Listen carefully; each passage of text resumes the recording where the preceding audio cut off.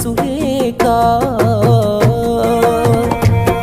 నువ్వు ఊర్వశివని కాదే నిన్ను ప్రేమించింది, నువ్వు దేవతవని కాదే నిన్ను పూజించింది, నువ్వు నింగివని కాదే నేలనేమైంది, నా ప్రాణం అనే కదా నీకు అలుసయ్యింది. రాతలో లేని రాధమ్మ చెప్పలేను